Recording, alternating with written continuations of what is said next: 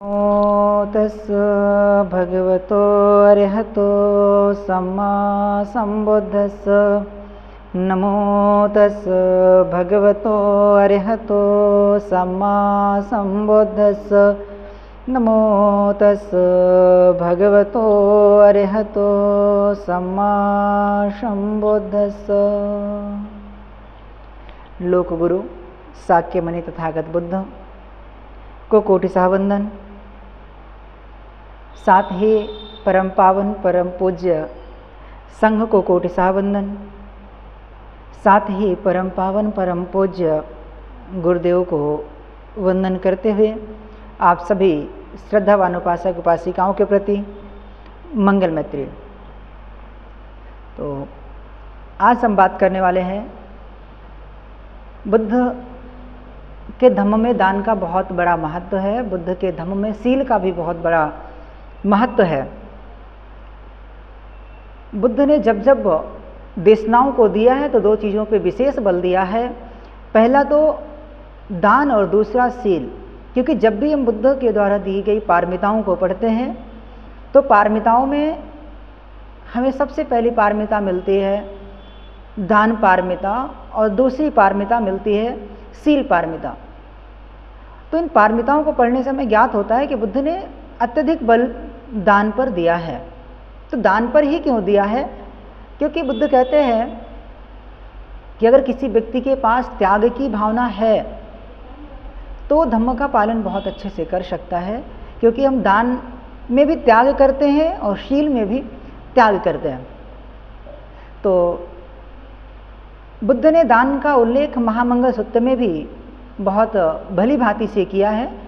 बुद्ध कहते हैं दानंच धम्मचर्या यात कानंच संगहो अनवज्जानि कम्मानि एतं मंगलमुत्तमम्। अर्थात बुद्ध कहते हैं दान देना, दान के साथ साथ में धम्म का आचरण करना, दानंच धम्मचर्या यात कानंच संगहो, जो याति बंधु हैं उनका आदर सत्कार करना और निर्दोष कार्यों को हमेशा करना। तो इस संदर्भ में बुद्ध जब कहते हैं कि महामंगल सूत्र की ये गाथा पे कि दान करना, धम्म का आचरण करना, तो बुद्ध धम्मपद में बताते हैं सब दानं धम्म दानं जिनाति, कि सभी दानों में धम्म का दान बढ़कर है। यानी जो व्यक्ति धम्म का दान दे रहा है वो सभी दानों में बढ़कर के है। ठीक है, बुद्ध वैसे कहते हैं सब्बंग रसो धम्म रसो जिनाति। हम बार बार रस की बात करते हैं तो बुद्ध कहते हैं कि सभी रसों में अगर कोई बढ़ करके है तो वो क्या है? धम्म का रस अति उत्तम है। ठीक, बुद्ध कहते हैं सब बंगरति धम्मरति जिनाति। बुद्ध कहते हैं रति का मतलब राग। सब बंगरति, सभी रागों में, सभी लगावों में, राग का तात्पर्य होता है लगाव। तो बुद्ध कहते हैं सभी लगावों में सबसे ज्यादा महत्वपूर्ण कौन सा है? बुद्ध कहते हैं धम्मरति जिनाति। अर्थात कि सारे रागों में अगर कोई बढ़ करके है जिसे हमें लगाव करना चाहिए तो किसके प्रति करना चाहिए? हमेशा धम्म के प्रति रति करनी चाहिए, धर्म के प्रति हमेशा संलग्न होना चाहिए। ठीक, बुद्ध कहते हैं तन्हा कहो सब दुखं जिनाति। और बुद्ध कहते हैं कि तृष्णा से मुक्त व्यक्ति क्या करता है? सारे दुखों से मुक्त हो जाता है। तो इस संदर्भ में जब बुद्ध कहते हैं कि दानंच धम्मचर्या, क्योंकि हमारा जो दान आज हमें जानना है वो क्या है? हमें दान के ऊपर जानना है। तो पहला बुद्ध क्या कहते हैं? धम्म का दान सभी दानों में बढ़ करके है। लेकिन जब हम दान देते हैं तो दान के साथ साथ में कुछ चीज़ें और सामने निकल के आती हैं कि हमें क्या देना चाहिए, कैसे देना चाहिए। ये सारी बातें भी बहुत अच्छी प्रकार से भली भांति आती हैं।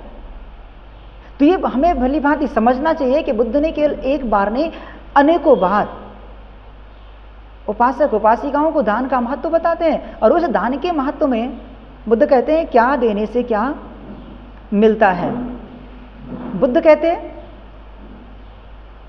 अन्न दो होती बल्ल दो, अर्थात अन्न का दान देने से हमें बल प्राप्त होता है। अब बल प्राप्त होता है हमें, यानी जो व्यक्ति देता है उसे भी बल प्राप्त होता है, और ठीक वैसे ही जो व्यक्ति जिस व्यक्ति को देता है उसको भी क्या मिलता है? बल प्राप्त होता है। ठीक वैसे ही बुद्ध कहते हैं दीपदो होती चक्षु दो, कि दीपक का दान देने से हमें चक्षु मिलती है। चक्षु का तात्पर्य है हमारे देखने की जो क्षमताएं हैं वो क्या होती हैं? वो कई गुना बढ़ जाती है।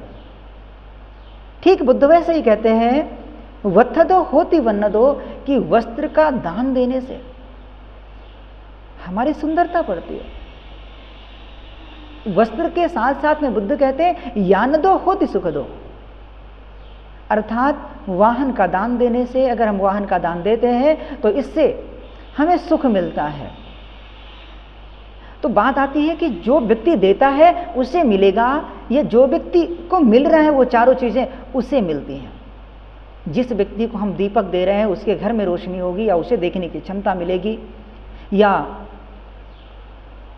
जो व्यक्ति अन्न का उपभोग कर रहा है, यानी जो व्यक्ति अन्न जिसको दे रहा है तो जो उपयोग करता है उसे बल मिलेगा, या जो वस्त्रों का उपभोग कर रहा है उसे सुंदरता मिलेगी, ये जो यानदो होती सुख दो, जो वाहन का उपयोग कर रहा है किसी के द्वारा मिले हुए उसे सुख मिलेगा। ये हमारे मन में बड़ा प्रशंसा, बड़ा बार बार प्रश्न उठता है, कैसे कैसे संदेह कह सकते हैं कि ऐसा कैसे हो सकता है? तो बुद्ध कहते हैं कि जो व्यक्ति देता है उसको वो चीजें रिटर्न मिलती हैं। ठीक वैसे ही जैसे चूंकि हम आधुनिक समय के हैं, वर्तमान काल के हैं, और वर्तमान समय में हम विशेष रूप से महत्व देते हैं विज्ञान को, साइंस को, तो विज्ञान के एक बहुत बड़े वैज्ञानिक है जिन्हें हम न्यूटन महोदय के नाम से जानते हैं। उनका नियम कहता है ना कि आप किसी चीज पर जितना तेज प्रहार करेंगे वो उतना ही तेज क्या होगा? आपके तरफ रिटर्न आती है। कहने का तात्पर्य यह है कि बंदूक से जितना तेज गोली निकलती है उतनी तेज क्या होती है? पीछे भी वो बंदूक झटका देती है। तो ठीक उसी प्रकार से कि जब हम किसी को कुछ देते हैं तो हमें भी वो चीजें रिटर्न मिलती हैं। तो हम इसे थोड़ा सा और आगे बढ़ते हैं। तो जब हम किसी को कुछ देते हैं, पहला जो बुद्ध कहते हैं कि अन्नदो होती बल्लदो। आप में से बहुत सारे लोगों ने देखा होगा कि बहुत सारे ऐसे लोग हैं कि जिनके घर में कुछ नहीं है खाने को, कुछ नहीं है पीने को, एक टाइम का खाना भी बड़े मुश्किल से खाते हैं, लेकिन उनके बच्चे क्या हैं? बड़े हष्ट-पुष्ट होते हैं, बड़े स्वस्थ होते हैं। ये सब कैसे पॉसिबल? एक व्यक्ति ऐसा इस संसार में जिसके पास हर एक प्रकार की सुख और सुविधाएं हैं, लेकिन वो चीजें मिलने के बावजूद भी उनके बच्चों को बीमारियां, उनको बीमारियां, उनका हमेशा स्वस्थ बिगड़ते रहना, ये सारी चीजें लगी रहती हैं। ठीक दूसरा जो हम देखते हैं वत्थदो होती वन्नदो। क्या आपने कभी देखा होगा कोई ऐसा व्यक्ति जो बहुत कैसे भी कपड़े पहन ले? बहुत सारे ऐसे व्यक्ति हैं जो कैसे भी कपड़े पहन लें, किसी भी प्रकार का पहन लें, वो सुंदर नहीं दिखता है। लेकिन इस संसार में बहुत सारे ऐसे व्यक्ति हैं, कपड़ा कैसा भी हो, फटा हो, पुराना हो, गंदा हो, मैला हो, उसको पहनने के पश्चात उनको देखा गया है कि बड़े सुंदर दिखते हैं। क्योंकि ऐसा देखा जाता है कि कोई कितना भी सुंदर कपड़ा पहन ले वो सुंदर नहीं दिख रहा, लेकिन एक ऐसा व्यक्ति जो कपड़े कैसे पहने लेकिन फिर भी क्या होता है, उसका जो वर्ण है, उसकी जो सुंदरता है वो निकल करके बहुत अच्छे से आती है। ठीक बुद्ध क्या कहते हैं? दीपदो होती चक्षु दो, कि दीपक का दान देने से चक्षु बढ़ती है। तुम जिस जगह दान देते हैं, आपने कभी ना कभी देखा होगा किसी न किसी को, कोई ऐसा व्यक्ति जो बहुत बूढ़ा हो। आज भी हम देखते हैं कि बहुत सारे ऐसे लोग हैं, बहुत सारे ऐसे बूढ़े माता पिता हैं, ऐसे वृद्धजन हैं जिनको आज भी चश्मा लगाने की जरूरत नहीं पड़ती है। लेकिन आज की हम युवा पीढ़ी को देखते हैं, आज के हम लोगों को देखते हैं तो उनको चश्मे की आवश्यकता बहुत जल्दी पड़ती है। उसके दो कारण हैं। दो कारणों में से पहला जो कारण है, पहला तो है उनका एक कर्म, क्योंकि कभी कहीं ना कहीं उन्होंने कभी दान नहीं किया होगा। और दूसरा कर्म क्या है? एक तो हम स्क्रीन्स का उपयोग ज़्यादा करते हैं, मोबाइल का, टीवी का, लैपटॉप का,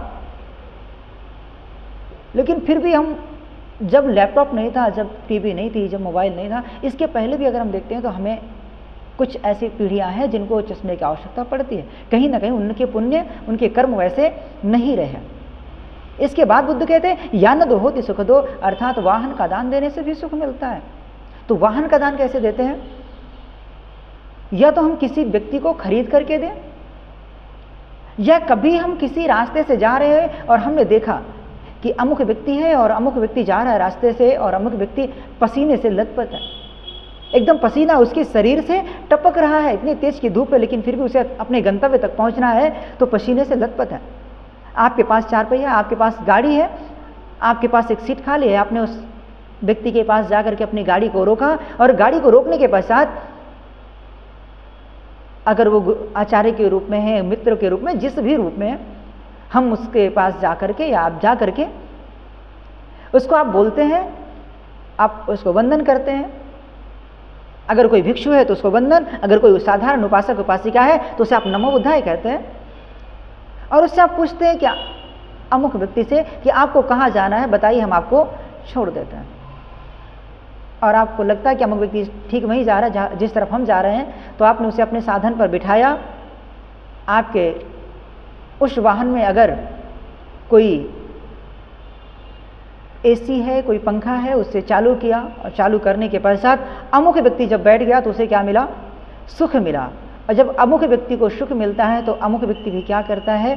आपके प्रति मैत्री करता है और कहता है कि जैसे ये सारी चीज़ें मुझे मिली, आप मेरे सुख बन कर के आए, वैसे ही क्या हो, आपको इस अनंतर जीवन में क्या मिले?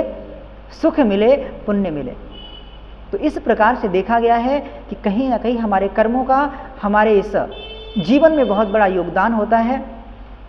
तो जो बुद्ध की दान पारमी है, तो केवल दान पारमिता ही नहीं, हमें हर एक पारमिताओं को पूर्ण करने का प्रयास करना चाहिए, किंतु दान पारमिता जितनी अधिक से अधिक हो सके, क्योंकि जब तक हमारे अंदर त्याग की भावना नहीं होगी तब तक हम देखेंगे कि हमें दुख मिलता रहेगा। वो चाहे स्वयं के लिए हो, परिवार का लगाव हो, किसी व्यक्ति का हो, किसी वस्तु का हो, किसी जीव के प्रति हो। अगर त्याग करने की भावना हम में है तो हम अपने आप को पाएंगे कि आज नहीं तो कल हम क्या होंगे? सुखी हो जाते हैं। तो इसी प्रकार से हमें हमेशा त्याग करते रहना चाहिए, हमें लोगों की मदद करते रहना चाहिए, क्योंकि जितना हम त्याग करते हैं उतना ही हमें सुख मिलता है। और बुद्ध जो कहते हैं कि सब दानंग धम्म दानंग जिनाते, और अगर हम धम्म का दान करते हैं, जो बुद्ध कहते हैं सब दानंग धम्म दानंग जिनाते, अर्थात सभी दानों में धम्म का जो दान है वो क्या है? अति उत्तम है। सभी दानों में धम्म का दान बहुत सुंदर है। तो आप सभी अधिक से अधिक लोगों की मदद कर, दान कर अपने पुण्यों को अर्जित करें, पुण्यों को संचित करें। क्योंकि बुद्ध कहते हैं जितने अधिक पुण्य होंगे उतने ही ज़्यादा हम सुखी हो सकते हैं। तो अत्यधिक पुण्य करें, अत्यधिक दान करें, अत्यधिक शील का पालन करें, प्रज्ञा मैत्री करुणा का भाव रखें, हमेशा समाधि की तरफ संलग्न रहें। इन्हीं सारी बातों के साथ आप सभी का मंगल हो, सभी दीर्घायु हो।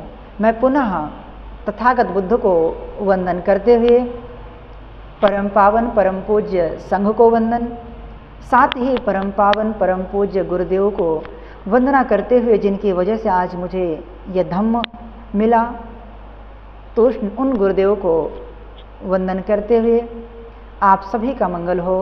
भवतो शब मंगलं, भवतो सब मंगलं, भवतो